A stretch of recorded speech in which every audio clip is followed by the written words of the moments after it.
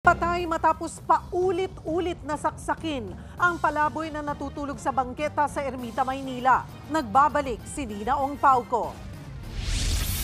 Nakasubsob sa bangketa.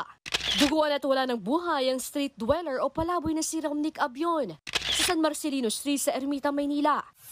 Sinaksak siya ng kapwa niya street dweller. Ayon sa barangay, inutusan nila si Abion na sitahin ang mga gaya nitong street dweller o palaboy. Diyan na nakasuntukan ng biktima ang sinita niyang sospek.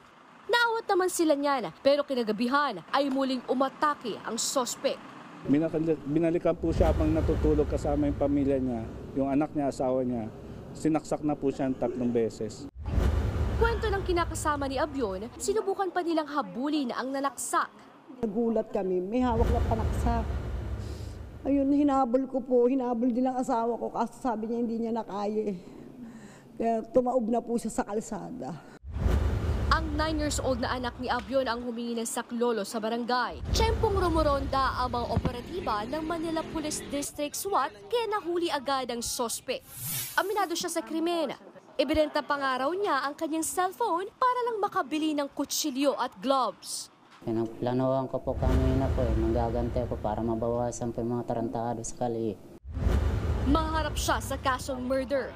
Nagbabalita mula sa Frontline, Nina Ong Pauco, News 5. Mga kapatid, Cheryl Hosing po.